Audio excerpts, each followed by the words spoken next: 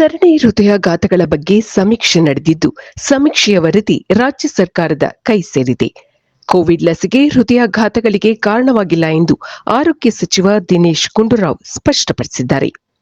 ಹೃದಯಾಘಾತ ಕುರಿತು ಸಮೀಕ್ಷೆ ನಡೆಸಿದ ತಾಂತ್ರಿಕ ಸಲಹಾ ಸಮಿತಿಯಿಂದ ವರದಿ ಸ್ವೀಕರಿಸಿದ ಬಳಿಕ ಅವರು ಮಾತನಾಡುತ್ತಿದ್ದರು.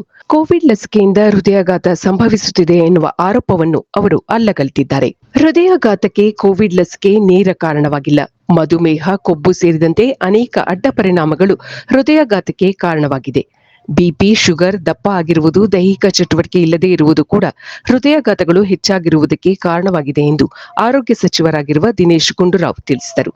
ರಾಜ್ಯದಲ್ಲಿ, ವಿಶೇಷವಾಗಿ ಹಾಸನ ಜಿಲ್ಲೆಯಲ್ಲಿ ಸರಣಿ ಹೃದಯಾಘಾತ ಪ್ರಕರಣಗಳ ಹಿನ್ನೆಲೆಯಲ್ಲಿ ರಾಜ್ಯ ಸರ್ಕಾರ ಹಠಾತ್ ಸಾವುಗಳನ್ನು ಅಧಿಸೂಚಿತ ರೋಗ ಎಂದು ಪರಿಗಣಿಸಲು ನಿರ್ಧರಿಸಿದೆ ಮತ್ತು ಅಂತಹ ಪ್ರಕರಣಗಳಲ್ಲಿ ಮರಣೋತ್ತರ ಪರೀಕ್ಷೆ ನಡೆಸಲು ನಿರ್ಧರಿಸಿದೆ.